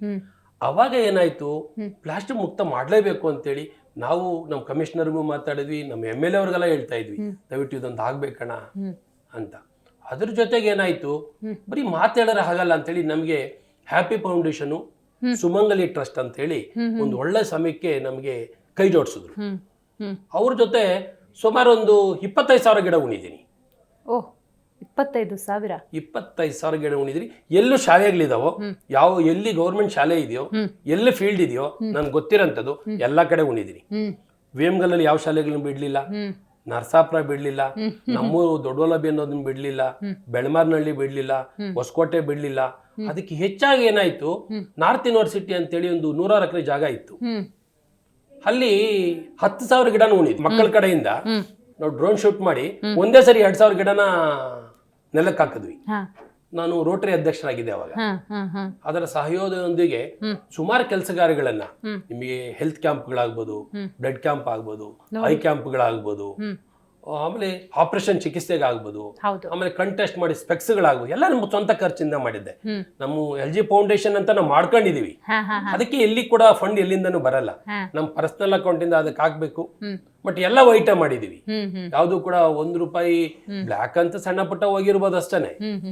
ಎಲ್ಲ ಕೂಡ ವೈಟ್ ಮನಿನ ಸ್ಪೆಂಡ್ ಮಾಡಿ ಕೋಟ್ಯಾಂತರ ರೂಪಾಯಿ ಖರ್ಚು ಮಾಡಿದ್ವಿ. ಖಂಡಿತವಾಗ್ಲು. ಇದೆಲ್ಲದ ಜೊತೆಗೆ ಈ ಸೊಳ್ಳೆ ಕಾಟ, ಕಸದ ಸಮಸ್ಯೆ, ಇವೆಲ್ಲವೂ ಕೂಡ ನಿಮ್ ಜವಾಬ್ದಾರಿ ಆಗ್ಬಿಡ್ತವೆ. ಜನ ನೆಮ್ಮದಿಯಾಗಿರ್ಬೇಕು ಅನ್ನುವಂಥ ನಿಟ್ಟಿನಲ್ಲಿ ಈ ದಿನಗಳು. ಅದು ಕೂಡ ನಮ್ಗೆ ಬಹುಶಃ ಒಳ್ಳೊಳ್ಳೆ ಪ್ರಶ್ನೆಗಳನ್ನ ತಾವು ಕೇಳ್ತೀರಾ, ನಾವು ಮಾಡಿರೋ ಪ್ರಶ್ನೆಗಳನ್ನ ಕೇಳ್ತೀರಾ ನೀವು. ಕಳೆನಾಶಕದಿಂದ ಹಿಡಿದು, ಹೌದು. ಸೊಳ್ಳೆ ನಾಶಕದಿಂದ ಹಿಡಿದು, ಮತ್ತೆ ಆ ಸಂದರ್ಭದಲ್ಲಿ ಈ ಕೊರೋನಾಗೆ ಅಂತ ಔಷಧಿ ಹೊಡಿಬೇಕಂತ ಹೇಳ್ತಾ ಇದ್ರು. ಅದು ಕೂಡ ನಾವು ವಾರಕ್ಕೆ 2 ಸರಿ ಮಾಡ್ತಿದ್ವಿ, ಸ್ವಂತ ಖರ್ಚಿನಿಂದ ನಾವೇ ಹೋಗಿ. ತಾವು ಹತ್ರ ಫೋಟೋಸ್ ಇದೆ, ನಮ್ಮ ಹುಡುಗರು ಸೇರ್ಕೊಂಡು ಸ್ವಂತ ಖರ್ಚಿದ ಹೊಡಿತಿದ್ವಿ. ಪ್ರತಿ ವಾರ್ಡ್ಗೆ ಹೋಗೋದು, ನಮ್ಮೊಂದು 7-8 ವಾರ್ಡ್ ಹುಡುಗರು ನಮ್ ಜೊತೆಲಿದ್ರು. ಆ ಎಲ್ಲಾ ವಾರ್ಡ್ಗೆ ನಾವೇ ಹೊಡಿಯೋದು. ಕೆಲಸ ಇರ್ತಿಲ್ಲ, ನಮ್ಗೆ ಕೆಲಸ ಬೇಕಷ್ಟೇ, ಉದ್ದೇಶ ಏನಿರ್ಲಿಲ್ಲ ನಮ್ಗೆ. ಅದು ಮಾಡೋದ್ರಿಂದ ನಮ್ಗೇನೋ ಆಗುತ್ತೆ, ನಮ್ಗೇನೋ ಸಿಗುತ್ತೆ. ಖಂಡಿತವಾಗ್ಲೂ ಯಾವುದೇ ಪ್ರತಿಫಲ ಅಪೇಕ್ಷೆ ಪಡದೆ ಆ ಸೋಷಿಯಲ್ ಸರ್ವಿಸ್ ಅನ್ನ ಶುರು ಮಾಡಿದಂತ. ನಮ್ದೊಂದು ತಂಡ ಇತ್ತು ಅಂತ ನೀವಾಗ್ಲೇ ಉಲ್ಲೇಖ ಮಾಡಿದ್ರಿ. ನೀವು ಕರೆದ ತಕ್ಷಣ ಬರೋರು ಅವರೆಲ್ಲ ಹೆಂಗ್ ಕಾರ್ಯನಿರ್ವಹಿಸ್ತಾ ಇದ್ರು ಅವರೆಲ್ಲ? 100% ಬರೋರು. ಒಂದು ಮೆಸೇಜ್ ಹಾಕಿದ್ರೆ ಸಾಕು. ಬಟ್ ಎಲ್ಲರೂ ಕೂಡ ಈ ನಮ್ಮ ಮನಸ್ಥಿತಿಯವರೇ ನಮ್ಮ ಜೊತೆಯಲ್ಲಿ ಇರಕ್ ಸಾಧ್ಯ. ಹೌದು. ಬೇರೆಯವರು ನಾವು ಕೂಡ ಅವರನ್ನ ಜೊತೆಲಿ ಇಟ್ಕೊಂಡು, ಈಗ ಸೇ ಫಾರ್ ಎಕ್ಸಾಂಪಲ್ ಹೇಳ್ಬೇಕಾದ್ರೆ ಸುರೇಶ್ ಅಂತ ನಮ್ಮ ಜೊತೆಲಿ ನಮ್ಮ ಸ್ನೇಹಿತರಿದ್ರು, ರಮೇಶ್ ಅಂತ ಇದ್ರು, ಬೊಮ್ಮನಮಂಡೆ ರಮೇಶ್ ಅಂತ ಇದ್ರು, RTC ಗೋವಿಂದರಾಜ್ ಅಂತ ಇದ್ರು, ಸೋಲಾರ್ ಮಂಜು ಅಂತ ಇದ್ರು. ಒಂದ್ 4-5 ಜನ ಸೇರಿ ಪಕ್ಕ ಮನೆಯವ್ರು ಸೇರ್ಕೊಂತಿದ್ವಿ. ಪೇಂಟ್ ಮಾಡಕ್ಕಂತ ವೆಂಕಟೇಶ್, ಅವ್ರಿಗೂ ಕೆಲಸ ಇರ್ತಿರ್ಲಿಲ್ಲ. ಕರೆದ್ರೆ ಸಾಕು 10 ಜನ ಬರೋರು. ನಿಜ ನಿಜ. ಒಂದು ವಾರ್ಡ್ ಕೈಗೆ ಇಟ್ಕೊಂಡು 4-5 ವಾರ್ಡ್ ನಾವು ಕಳೆ ಯಾಕೆ ನಾಶಕ ಹೊಡಿದ್ವಿ, ಈ ಮುನ್ಸಿಪಾಲಿಟಿ ಕಸ ಚೆಕ್ಬೇಕಲ್ಲ, ಅವ್ರು ಚೆಕ್ಕಕ್ಕೆ ಕಷ್ಟ ಆಗೋದಲ್ಲ, ಕಳೆನಾಶಕ ಹೊಡೆದ್ ಬೇಡ, ಚೆಕ್ಕೋದೇ ಬೇಡ ಅವರು, ಅದ್ರ ಜೊತೆಗೆ ಔಷಧಿನೂ ಹೊಡಿಯೋಣ. ಹೌದು. ಅನ್ನೋಂಥ ಕೆಲಸಗಳನ್ನ ನಾವು ಇಡೀ 2 ವರ್ಷ ನಮ್ಗೆ ಪಾಠ ಕಲಿಸ್ಬಿಡ್ತು ಕೊರೋನಾ. ಹೌದೌದು. ಇದೆಲ್ಲದ್ರ ಜೊತೆಗೆ ಎಷ್ಟೋ ಒಂದು ಸಂದರ್ಭದಲ್ಲಿ ನೀವು ಮಾತು ಕೊಟ್ಟಿರ್ಬೋದು, ಏನೋ ಒಂದು ಯೋಜನೆಗಳನ್ನು ಹಾಕೊಂಡಿರ್ಬೋದು, ಆರ್ಥಿಕವಾಗಿ ವ್ಯತ್ಯಾಸಗಳಾಗಿಲ್ವಾ? ಟೈಮಿಗೆ ಬೇಕು ನಿಮಗೆ ಹಣ ಕೈಯಲ್ಲಿಲ್ಲ, ಈ ತರ ಸನ್ನಿವೇಶ ಎದುರಿಸಿ? ಖಂಡಿತವಾಗ್ಲೂ ಯಾವತ್ತೂ ಬರಲಿಲ್ಲ. ಅದ್ಭುತ. ಯಾಕೆ ಅಂದ್ರೆ ನಮ್ಮ ತಾಯಿ ಹೇಳ್ಕೊಟ್ಟಂತ ಪಾಠ ಅದು, ನಿನಗೆ ಹಾಸಿಗೆ ಇದ್ದಷ್ಟು ಕಾಲ್ ಚಾಚು, ನಿನ್ನ ಶಕ್ತಿ ಮೀರಿ ಮಾತಾಡ್ಬೇಡ, ನಿನ್ನ ಶಕ್ತಿ ಏನಿದೆಯೋ ಅದನ್ನು ಮಾತಾಡು. ಅದ್ರ ಜೊತೆಗೆ ನನ್ನ ಆಕೆ ಶ್ರೀಮತಿ ಲತಾ ಅಂತ, ಇದಕ್ಕೆ ಪ್ರೇರಣೆ ಅವರು ಒಂದು ಏಜ್ ಆದ್ಮೇಲೆ, ನಾನು ನನ್ಗೆ ಬಂದಿರ್ತಕ್ಕಂಥ ಅವ್ರ ತಾಯಿ ಮನೆ ಒಂದು ಆಸ್ತಿ ಕೊಟ್ಟಿದ್ದಾರೆ, ನಿಮ್ಗೆಲ್ಲ ಭಗವಂತ ಕೊಟ್ಟಿದ್ದಾನ್ರಿ, ನಿಮ್ಮ ಮಕ್ಕಳಿಗೂ ಕೊಟ್ಟಿದ್ದಾನೆ, ಅದನ್ನ ನಾನು ಅನಾಥಾಶ್ರಮಕ್ಕೆ ಕೊಡ್ತೀನಿ ಅನ್ನೋಂಥ ಮಾತನ್ನ ಹೇಳಿದ್ರ? ಹೌದು, ಈಗಲೂ ಅದನ್ನ ಹೇಳ್ತಾರೆ ಅವರು. ನನ್ನ ಆಸ್ತಿ ಏನಾದ್ರು ಕೊಟ್ಟಿದ್ರೆ ಅದು ಯಾವತ್ತೋ ಒಂದ್ ದಿವಸ ಕೋಟಿಗಳು ಬಾಳುತ್ತೆ, ಅದನ್ನ ಅನಾಥಾಶ್ರಮಕ್ಕೆ ಕೊಡ್ತೀನಿ ರೀ ನಾನು, ನಿಮ್ಗೆ ಯಾಕೆ ಕೊಡಬೇಕು, ಭಗವಂತ ನಿಮ್ಗೆ ಚೆನ್ನಾಗಿಟ್ಟಿದ್ದಾನೆ ಅಂತ. ಅವರು ಇವತ್ತು ನನ್ನ ಮಕ್ಕಳು ಮತ್ತು ನನ್ನ ಹೆಂಡತಿ ನನ್ಗೇನಾದ್ರೂ ಸಾಥ್ ಕೊಡ್ಲಿಲ್ಲ ಅಂದ್ರೆ ನಾವಿಷ್ಟು ಕೆಲಸ ಮಾಡಕ್ ಆಗ್ತೀವಿ. ನಾನು ಅದೇ ಕೇಳೋಣ ಅಂತ ಅನ್ಕೊಂಡೆ. ನಿರಂತರವಾಗಿ ನೀವು ಸಮಾಜ ಸೇವೆಯಲ್ಲಿ ತೊಡಗಿಸ್ಕೊಂಡಾಗ, ಈಗ ನೀವು ನಿಮ್ಮ ತಂದೆಯವ್ರು ನೋಡ್ಬಿಟ್ಟು ನಿಮ್ಗೆ ಅಷ್ಟಾಗಿ ಇಷ್ಟ ಆಗಿರ್ಲಿಲ್ಲ, ಈಗ ನಿಮ್ಮ ಮನೆಯವ್ರಿಗೆ ಏನು ಹೇಳ್ತಾರೆ? ಮಾಡಿ, ಜನ ಕಷ್ಟದಲ್ಲಿದ್ದಾರೆ, ಅವ್ರಿಗೆ ಸ್ಪಂದಿಸೋಣ ಅಂತಾರ, ಇಲ್ಲ ನಮ್ಮದು ಅಂತ ಎಷ್ಟಿದೆ ಅಷ್ಟು ನೋಡ್ಕೊಂಡು ಹೋಗೋಣ ಅನ್ನುವಂಥ? ಖಂಡಿತವಾಗ್ಲೂ ಇಲ್ಲ. ನೀವು ಸಮಾಜಕ್ಕೆ ಏನ್ ಮಾಡ್ತೀರಿ ಎಲ್ಲ ಮಾಡ್ರಿ, ನಮ್ಗೆ ಸಾಕಲ್ಲ ನೀವು ಮಾಡಿದ್ರೆ ಇನ್ನೇನ್ ಮಾಡ್ತೀರಾ ಅಂತ. ನೀವು ಮಾಡಿರೋ ಕೆಲಸನ ಸಮಾಜ ನೋಡಿರುತ್ತೆ, ಸ್ನೇಹಿತರು ನೋಡಿರ್ತಾರೆ, ನಿಮ್ಮ ಸುತ್ತಮುತ್ತ ಜನಸಾಮಾನ್ಯರು ನೋಡಿರ್ತಾರೆ. ಅಣ್ಣ ಬನ್ನಿ ರಾಜಕೀಯಕ್ಕೆ, ಅಲ್ಲೊಂದು ಅಧಿಕಾರ ಅಂತ ಸಿಕ್ಕಿದ್ರೆ, ಅನುದಾನ ಅನ್ನೋದು ಬರುತ್ತೆ, ಇನ್ನೂ ಕೂಡ ಹೆಚ್ಚಿನ ಮಟ್ಟದಲ್ಲಿ ಅಭಿವೃದ್ಧಿಯನ್ನು ಮಾಡ್ಬೋದು, ನಮ್ಮ ಕ್ಷೇತ್ರವನ್ನು ಮುನ್ನಡೆಸ್ಬೋದು, ವಾರ್ಡ್ ಮುನ್ನಡೆಯುತ್ತೆ, ಜನ ಮುನ್ನಡೀತಾರೆ, ಶಿಕ್ಷಣ ಸಿಗುತ್ತೆ, ಈ ಥರದ ಮಾತುಗಳು ಬರಲ್ವಾ? ಇದು ಸಾಕಷ್ಟು ಬಂದಿತ್ತು, ಆದ್ರೆ ಅದನ್ನ ನಾನು ಹೇಟ್ ಮಾಡ್ತಿದ್ದೆ ಅವಾಗ. ರಾಜಕಾರಣದಲ್ಲಿ ಏನ್ ಇವಾಗೆಲ್ಲ ಮಾಡಿರೋದು ನಾವು ಕಂಡಿದೀವಿ ಕಣಪ್ಪ, ಬೇಡ ಅಂತ. ಆದ್ರೆ ಇತ್ತೀಚಿನ ದಿನಗಳಲ್ಲಿ ಅನ್ಸುತ್ತೆ ಒಂದು ಸಮಾಜ ಸೇವೆ, ರಾಜಕಾರಣ ಅನ್ನೋದು ಒಂದು ಮುಂದುವರೆದ ಭಾಗ. ಇದು ಯಾವುದು ಕೂಡ ನನ್ನ ಪ್ರಕಾರ ಹೇಳೋದಾದ್ರೆ ಅಧಿಕಾರ ಅಂತೂ ಅಲ್ಲ, ಅದೊಂದು ದೊಡ್ಡ ಜವಾಬ್ದಾರಿ. ಜವಾಬ್ದಾರಿ ಸಿಕ್ಕಿದಾಗ ಹೌದು, ನಾವ್ ಏನ್ ಮಾಡ್ಬೇಕಾದ್ರೂ ಕೂಡವೇ ಒಂದು ಸಂವಿಧಾನ ಅಡಿಯಲ್ಲಿ ಮಾಡ್ತಕ್ಕಂಥ ರಾಜಕಾರಣ ಎಲ್ಲೇ ಮಾಡಿದ್ರು ಕೂಡ ಅದು ಹೌಸಲ್ಲಿ ಮಾಡಬೇಕು. ಅವಾಗ ನಿಮ್ ಜನಪ್ರತಿನಿಧಿಗಳೇ ಹೋಗಿ ಅದನ್ನ ಮಾಡಕ್ ಸಾಧ್ಯ ವಿನಃ ಬೇರೆ ಯಾರು ಮಾಡಕ್ಕೆ, ನೀವ್ ಎಷ್ಟೇ ದುಡ್ಡಿರೋನೋಗ ಅಲ್ಲಿ ಕುತ್ಕೊಂಡು ಕೆಲಸ ಮಾಡಕ್ ಆಗಲ್ಲ. ಆದ್ರೆ ನಾವು ಇವತ್ತಿನ ದಿನಗಳಲ್ಲಿ ಅನ್ಸುತ್ತೆ, ಹೌದು ನಮ್ಮಂತ ರಾಜಕಾರಣಕ್ಕೆ ಹೋಗೋದು ಬೇಡ ಅಂತೀವಿ, ನಮ್ ಕೈಲಾಗಿದ್ದೇನೋ ಕೆಲಸ ಮಾಡ್ಕೊಂಡು ಇರೋಣ ಅಂತ. ನಾನ್ ಬೇಡ ಅಂತೀನಿ, ಇನ್ನೊಬ್ಬ ಯಾರೋ ಒಬ್ಬ ಒಳ್ಳೆಯವನ್ ಬೇಡ ಅಂತಾನೆ. ಇನ್ನೊಬ್ಬ ಎರಡು, ಮತ್ತೆ ಹೋಗಾರ ಯಾರು? ಹ್ಮ್ ಹ್ಮ್ ಹ್ಮ್ ಹ್ಮ್ ಹೋಗ್ಬೇಕಲ್ಲ ಯಾರೋ ಒಬ್ರು ನಿಜ ನಿಜ. ಹ್ಮ್ ಅಂತ ಇತ್ತೀಚಿನ ದಿನಗಳಲ್ಲಿ ಅನ್ಸುತ್ತೆ. ಬಟ್ ಆ ತರದ ಆಪರ್ಚುನಿಟಿ ಸುಮಾರು ಬಂದಿತ್ತು. ನನಗೆ 2003-4 ಬಂದಿತ್ತು. ಹ್ಮ್ ನಾನು ಊರ್ ಬಿಟ್ಟು ಈ ಕಡೆ ಹೊಸಕೋಟೆ ಕಡೆ ಬರಕ್ ಮೊದ್ಲೇನೆ ಒಳ್ಳೊಳ್ಳೆ ಆಪರ್ಚುನಿಟಿ ಬಂದು. ಬಟ್ ನಮ್ ತಂದೆ ಮಾಡ್ತಿದ್ದಂತ ರಾಜಕಾರಣ ನೋಡಿ ಬೇಸರ ಹೋಗ್ಬಿಟ್ಟಿದ್ವಿ. ಹ್ಮ್ ಹ್ಮ್ ಹ್ಮ್ ಈ ಯಾವ ರಾಜಕಾರಣ ರೀ, ದಿನ ಬೆಳಗ್ಗೆ ಇದ್ರು ಮನೆ ಕೆಲಸ ಮಾಡಂಗಿಲ್ಲ ಅಂತ. ಆದ್ರೆ ನಾವು ಕೂಡ ಆರ್ಥಿಕವಾಗಿ ಸದೃಢ ಆಗಿರ್ಬೇಕಾಗ್ತದೆ. ಅವತ್ತು ನಾವು ಆರ್ಥಿಕವಾಗಿ ಸದೃಢ ಆಗಿರ್ಲಿಲ್ಲ. ಇವತ್ತು ಭಗವಂತ 3 ಊಟಕ್ಕೆ ಕೊಟ್ಟಿದ್ದಾನೆ. ಎಲ್ಲೋ ಒಂದ್ ಕಡೆ ಅಂತ ಸಂದರ್ಭಗಳು ಬಂದ್ರೆ, ಅವಕಾಶಗಳು ಬಂದ್ರೆ ಹುಡ್ಕೊಂಡಂತೂ ಹೋಗೋದ್ ಬೇಡ. ಅವಕಾಶ ಬಂದಾಗ ಅದನ್ನು ಬಳಸ್ಕೋಬಹುದು ಅಂತ ಇತ್ತೀಚಿನ ದಿನ ಆಲೋಚನೆಗಳು ಬರ್ತಿದೆ. ಬಟ್ ಕರೆದಂತ ದಿನಗಳು 10, 15, 25 ವರ್ಷಗಳಿಂದಾನೇ ಕರೆದಂತ ದಿನಗಳಿದಾವೆ. ನೀವು ಆಕ್ಟಿವ್ ಆಗಿದ್ದೀರಾ, ಸ್ವಲ್ಪ ಸೋಷಿಯಲ್ ಸರ್ವಿಸ್ ಇದೆ ನಿಮ್ ಜೊತೆ, ಸ್ವಲ್ಪ ಜೊತೆ ಬನ್ನಿ ಅಂತ. ನಾವು ಅಷ್ಟೊಂದು ಆರ್ಥಿಕವಾಗಿ ಸದೃಢವಾಗಿರ್ಲಿಲ್ಲ. ಇವತ್ತು ಭಗವಂತ 3 ಊಟಕ್ಕೆ ಕೊಟ್ಟಿದ್ದಾನೆ. ಒಂದೊತ್ತು ನಾವು ತಿಂದ್ರು, ಒಂದೊತ್ತು ಹೆಂಡತಿ ಮಕ್ಕಳು ಕೊಟ್ರು, ಇನ್ನೊಂದು ಹೊತ್ತನ್ನ ಉಳಿಸಿ ನೀವು ಸಮಾಜಕ್ಕೆ ಕೊಡ್ಬೋದು. ನೀವ್ ಎಷ್ಟೇ ದುಡಿದ್ರು ಕೊಡವೆ ಎರಡೇ ಮಾಡಕ್ಕಾಗೋದು. ಒಂದು ಬಿಟ್ಟು ಹೋಗ್ಬೇಕು, ಇಲ್ಲ ಕೊಟ್ಟು ಹೋಗ್ಬೇಕು. ನಿಜ. ನೀವು ಬಿಟ್ಟೋಗೋದ್ರಿಂದ ಒಂದು ಫ್ಯಾಮಿಲಿಗೆ ಮಾತ್ರ ಸೀಮಿತವಾಗಿರ್ತದ. ಅದು ನೀವು ಬಿಟ್ಟೋಗಿದ್ದು ಫ್ಯಾಮಿಲಿಗೆ ಮಾತ್ರ, ಕುಟುಂಬಕ್ಕಷ್ಟೇ. ಆದ್ರೆ ನೀವು ಕೊಟ್ಟೋಗಿದ್ದು ಇಡೀ ಸಮಾಜಕ್ಕೆ ಕೊಟ್ಟಿರ್ತೀರಾ. ಇವತ್ತು ನಾನು ಹೇಳ್ತೀನಿ, ನನ್ನ ಬರ್ತ್ಡೇಗಳು ಮಾಡ್ಕೊಂತೀವಿ. ನಾನು ಬರ್ತ್ಡೇ ಮಾಡ್ಕೊಳ್ಳೋಂತ ಎಲ್ಲ ನನ್ನ ಸ್ನೇಹಿತರಿಗೆ ಹೇಳೋದು ಅದನ್ನೇ. ನಾನು ರೋಟರಿ ಅಧ್ಯಕ್ಷನಾಗಿದ್ದೆ. ನೀವು ನಂಬಲ್ಲ, 35 ಲಕ್ಷ ಖರ್ಚು ಮಾಡಿ ಒಂದು ನಮ್ಮ ಇಲ್ಲಿ ಕಿಡ್ನಿ ಫೌಂಡೇಶನ್ BKF ಅಂತ ಅವರ ಸಹಯೋಗದೊಂದಿಗೆ 35 ಲಕ್ಷ ಖರ್ಚು ಮಾಡಿ ಒಂದು ಡಯಾಲಿಸಿಸ್ ಮಿಷನ್ ಹಾಕಿದ್ವಿ. ಹೊಸಕೋಟೆಯಲ್ಲಿ ಫ್ರೀ ಡಯಾಲಿಸಿಸ್ ನಡೀತದೆ. ಇವತ್ತು ಕೂಡ 11 ಜನ ಫ್ರೀ ಡಯಾಲಿಸಿಸ್ ಮಾಡ್ತೀವಿ. 11 ಜನಕ್ಕೆ ಇವತ್ತು ಕೂಡ ನಾನು ಪ್ರತಿ ದಿವಸ 250 ರೂಪಾಯಿ ಕೊಡ್ತೀನಿ. ಖಂಡಿತ ಅದ್ಭುತ ಅದ್ಭುತ. ಇನ್ನು SFCS ಈ ಸೊಸೈಟಿ ಜೊತೆಗಿನ ನಿಮ್ಮ ನಂಟು, ಅಲ್ಲಂತೂ ಬಹಳಷ್ಟು ಕಾರ್ಯಗಳು, ಇದ್ರ ಬಗ್ಗೆ ನೆನಪು ಮಾಡ್ಕೊಳ್ಳೋದಾದ್ರೆ? ಆಕ್ಚುಲಿ ಅದನ್ನ ಹೇಳ್ಬೇಕಂದ್ರೆ ನಮ್ಮ ತಂದೆಯವರು ಅಲ್ಲಿ ಅಧ್ಯಕ್ಷರಾಗಿದ್ರು. Okay okay. ಹಾ ಹಾ ಹಾ. SFCS ಬ್ಯಾಂಕ್ ಅಲ್ಲಿ ಅಧ್ಯಕ್ಷರಾಗಿದ್ರು. ಅದು ಮುಳುಗೋಗ್ತಾ ಇದ್ದಂತ ಸೊಸೈಟಿ. ಹಾ ಹಾ ಹಾ. ನಮ್ಮ ತಂದೆಯವರು ಎಂಟ್ರಿ ಆದ್ಮೇಲೆ ಆ ಸೊಸೈಟಿನ ಮೇಲೆ ಎತ್ತಿ ಅಲ್ಲಿ ಒಂದು ಜನತಾ ಬಜಾರ್ ಅನ್ನೋದನ್ನ ಕಾನ್ಸೆಪ್ಟ್ ಮಾಡಿ ಬಡವರಿಗೆಲ್ಲ ಒಂದು ರೇಷನ್ ಸಿಗ್ಬೇಕಂತ ಹೇಳಿ ಅವಾಗ ನಮ್ಮ ತಂದೆ ಬಹಳ ಹೆಸರು ಮಾಡಿದ್ರು. ಅವಾಗ ಅನಿಸ್ತು ನಮ್ಗೆ, ಇವತ್ತು ಸೋಷಿಯಲ್ ಸರ್ವಿಸ್ ಮಾಡಿದಾಗ ಎಷ್ಟು ತೃಪ್ತಿ ತರುತ್ತಂದ್ರೆ, ನಮ್ಮ ತಂದೆ ಯಾಕೆ ಪ್ರೇರಣೆ ಅಂತ ಹೇಳ್ತೀವಿ ಅಂದ್ರೆ, ನಮ್ಮ ತಂದೆ ಮಾಡತಂತ ಕೆಲಸಗಳು. ನಾನು ಇವತ್ತು ಕ್ಷೇತ್ರಕ್ಕೆ ಹೋದ್ರೆ ಆ ಕ್ಷೇತ್ರದಲ್ಲಿ ಹೇಳ್ತಾರೆ, ನಿಮ್ ತಂದೆ ಮಹಾಮನವಿದ್ರಪ್ಪ, ನನ್ಗೆ ಈ ಕೆಲಸ ಮಾಡ್ಕೊಟ್ರು, ಈ ರೋಡ್ ಮಾಡ್ಕೊಟ್ರು, ನಿಮ್ ತಂದೆ ಕರ್ಕೊಂಡೋಗಿ ಬೈರೇಗೌಡರ ಹತ್ರ ಕೂತ್ಕೊಂಡು ಹಂಗ ಆಗ್ಲೇಬೇಕಂತ ಹಿಡಿದು ಕೆಲಸ ಮಾಡ್ಕೊಟ್ರು. ಒಂದೇ ಒಂದು ದಿವಸ ಮನೇಲಿದ್ದಂತ ಪುಣ್ಯಾತ್ಮ ಅಲ್ಲ ರೀ, ನಿಮ್ ತಂದೆ ಹೆಸರು ನೀನು ಉಳಿಸ್ಕೊಬೇಕು ಅಂತ ಪ್ರತಿ ಹಳ್ಳಿಯಲ್ಲಿ ಹೋದಾಗ ನಮ್ಮ ತಂದೆ ಹೆಸರನ್ನು ಉಲ್ಲೇಖ ಮಾಡಿ ಹೇಳ್ತಾರಲ್ಲ, ಅವಾಗ ಅನ್ಸುತ್ತೆ ನಾವು ಇನ್ನಿಷ್ಟು ಮಾಡ್ಬೇಕಿತ್ತು ಅಂತ. ನಿಮ್ಮ ಹತ್ರನೂ ಈಗ ಎಷ್ಟೋ ಜನ ಬಂದು ನಿಮ್ಮಿಂದ ನಮ್ಮ ಬದುಕನ್ನು ಕಟ್ಕೊಂಡ್ವಿ, ಅಣ್ಣ ಅನ್ಬೋದು, ಸರ್ ಅನ್ಬೋದು, ಪ್ರೀತಿಯಿಂದ ಮಾತಾಡ್ಬೋದು, ನಿಮ್ಗೊಂದು ಆತ್ಮತೃಪ್ತಿ ಅನ್ನೋದು ಖಂಡಿತ ಸಿಗುತ್ತಾ? ಹೇಗೆ? 100% ಇದೆ ಮೇಡಮ್, ಇರ್ಲೇಬೇಕು. ಅದು ಕೂಡ ಮುಂದಿನ ಗುರಿ. ಇದನ್ನೆಲ್ಲ ನೋಡಿದಾಗ ಈ ಗುರಿ ಇಟ್ಕೋಬೇಕು, ಇಷ್ಟೊಂದೆಲ್ಲ ಮಾಡಿದ್ದೀನಿ ಆದ್ರೂ ನನಗೆ ಸಮಾಧಾನ ಆಗ್ತಾ ಇಲ್ಲ, ಇದೊಂದು ಯೋಚನೆ ಇದೆ, ಇದನ್ನ ನಾನು ಮಾಡಲೇಬೇಕು ಅನ್ನೋದಾದ್ರೆ ಏನು ಮೇಡಮ್? ನನಗನ್ಸುತ್ತೆ, ಎಲ್ಲರೂ ಹೇಳ್ತಾರೆ ಮುಂದೆ ಗುರಿ ಹಿಂದೆ ಗುರು ಇರಬೇಕು ಅಂತ. ಆದ್ರೆ ಈ ಸಮಾಜ ಸೇವೆಯಲ್ಲಿ ನೀವು ಉದ್ದೇಶ ಇಟ್ಕೊಂಡು ಮಾಡಿದ್ರೆ ಹಚ್ಚುವಾಗೋದು ಕಷ್ಟ. ಏನೋ ಪ್ಲಾನ್ ಇಟ್ಕೊಂಡೆ ಮಾಡ್ತಿದ್ದಾನೆ ಮನುಷ್ಯರಿ ಅನ್ನಂಗ ಆಗ್ಬಿಡುತ್ತೆ. ಗೊತ್ತಿಲ್ಲ ನಿಮ್ ಒಳ್ಳೆತನ ನೋಡಿ ಹೆಂಗ್ ಇವತ್ ಇಲ್ಲಿ ತನಕ ನೀನ್ ಕರ್ಕೊಂಡ್ ಬಂದಿದೆ, ನೀನೇನು ಅನ್ಕೊಂಡಿರ್ಲಿಲ್ಲ ಇಲ್ಲಿ ತನಕ ನೀನ್ ಬರ್ತೀಯಾ ಅಂತ. ಬಂದಿದ್ಯಾ, ನಾಳೆ ಎಲ್ ತನಕ ಕರ್ಕೊಂಡು ಹೋಗುತ್ತೋ ಗೊತ್ತಿಲ್ಲ. ಏನ್ ಮಾಡ್ತಿದ್ಯೋ ಅದನ್ನ ನೀನ್ ಸ್ವಲ್ಪ ಜಾಸ್ತಿ ಮಾಡ್ಕೋ ಅಷ್ಟೇ. ಗೊತ್ತಿಲ್ಲ ಏನಾಗುತ್ತೋ ಆಗ್ಲಿ, ಇದೇ ಆಗ್ಬೇಕು ಅಂತ ಏನಿಲ್ಲ. ನಿಮ್ಮ ಕುಟುಂಬಕ್ಕೆ, ನಿಮಗೆ, ನಿಮ್ಮ ಆತ್ಮೀಯ ಬಳಗಕ್ಕೆ ನೀವೆಷ್ಟು ಸ್ವಚ್ಛ ಅನ್ನೋದು ಗೊತ್ತಿರುತ್ತೆ.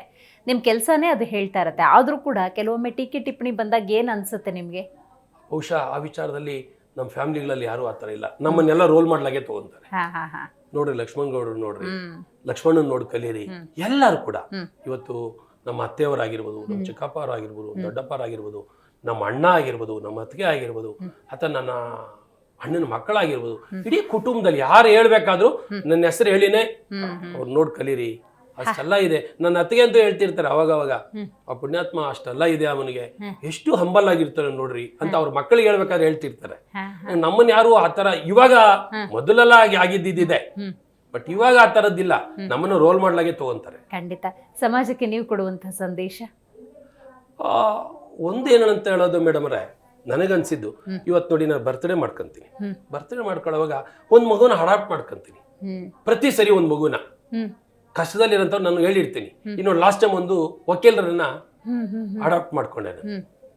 ಸಮಾಜದಲ್ಲಿ ಒಂದು ಡಾಕ್ಟ್ರು, ಒಂದು ವಕೀಲರು ಅಥವಾ ಒಂದು ಪೊಲೀಸ್ ಡಿಪಾರ್ಟ್ಮೆಂಟ್ ಅಲ್ಲಿ ಈ ತರ ಇದ್ದಾಗ ಪಬ್ಲಿಕ್ ಸರ್ವಿಸ್ ಮಾಡಕ್ಕೆ ಅನುಕೂಲ ಆಗುತ್ತೆ. ನನ್ನನ್ನು ಯಾರೋ ಹಿಂಗ್ ಬೆಳೆಸಿದಾರಪ್ಪ, ಅವ್ರಿಗೆ ನನ್ನ ಸರ್ವಿಸ್ ಮಾಡ್ಬೋದು, ಒಂದು ಒಳ್ಳೆ ಉನ್ನತ ಹುದ್ದೆಯಲ್ಲಿದ್ದಾಗ ನಾವೊಂದು ಫೋನ್ ಮಾಡಿದ್ರೆ ಆ ಜನಕ್ಕೆ ಸಹಾಯ ಆಗುತ್ತೆ ಅನ್ನಂತ ಸಂದೇಶನ ನಾನು ಕೊಟ್ಟಾಗ ನಾನು ಪ್ರತಿ ಮೀಟಿಂಗ್ ಅಲ್ಲಿ ಹೇಳ್ತೀನಿ. ನನ್ನ ರೋಟರಿಯಲ್ಲಿ ಈಗೂ ಕೂಡ ಟ್ರಸ್ಟ್ನ ಅಧ್ಯಕ್ಷ. ನನ್ನ ರೋಟರಿಯಲ್ಲಿ ನನ್ನ ಸೆಪ್ಟೆಂಬರ್ 5ನೇ ತಾರೀಕು ನನ್ನ ಹುಟ್ಟಿದಬ್ಬ. ನನ್ನ ಮನೇಲಿ ಆಚರಣೆ ಮಾಡ್ಕೊಳ್ಳಲ್ಲ. ಒಂದು ಗಾಯತ್ರಿ ವಿದ್ಯಾಮಂದಿರ ಅಂತ ಇದೆ, ಚಿಕ್ಕ ಸ್ಕೂಲ್, ಅಲ್ಲಿಗೆ ಆಚರಣೆ ಮಾಡ್ಕೊಂತೀವಿ.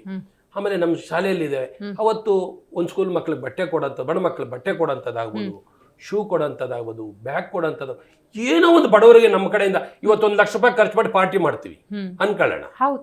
ಅದನ್ನ ನಾನು ಅದೇ ದುಡ್ಡು ಅಂತ ತೆಗೆದು ಸಮಾಜಕ್ಕೆ ಕೊಡ್ತೀನಿ. ಇದನ್ನ ನಾನು ಪ್ರತಿಯೊಬ್ಬ ನನ್ನ ಸ್ನೇಹಿತರಿಗೂ ಹೇಳ್ತೀನಿ, ಇಷ್ಟೆಲ್ಲ ಖರ್ಚು ಮಾಡ್ತೀರಾ, ಇವತ್ತು ಫ್ರೀ ಡಯಾಲಿಸಿಸ್ ಮಾಡ್ತೀನಿ ಅಂದ್ರೆ ನಾನು ಒಬ್ಬ 5,500 ರೂಪಾಯಿ ಪ್ರತಿ ದಿವಸ ಕೊಡಬೇಕು. ಒಂದು ಕೆಂಪಣ್ಣ ನರ್ಸಿಂಗ್ ಹೋಮ್ ಅಂತ ಒಂದು ಹಾಸ್ಪಿಟಲ್ ಇದೆ, 11 ಜನ ಡಯಾಲಿಸಿಸ್ ಆಗುತ್ತೆ ಪ್ರತಿ ದಿವಸ ಫ್ರೀ. ಇವತ್ತು ನಾನು ಸೋಷಿಯಲ್ ಸರ್ವಿಸ್ ಮಾಡಲೇಬೇಕು ಅನ್ನೋದಾಗಿದ್ರೆ ನಾನೊಂದು ಕ್ಷೇತ್ರನ ಆಯ್ಕೆ ಮಾಡ್ಕೊಂಡು ಅಲ್ಲಿ ಒಂದು ಮಾಡ್ಬೋದಿತ್ತು. ಹಂಗಿಲ್ಲ, ನಾನು ಇರೋ ಕಡೆನೂ ಕೂಡ ನನ್ನ ಕೈಲಿ ಏನಾಗುತ್ತೋ ಅದು ಮಾಡ್ತೀನಿ.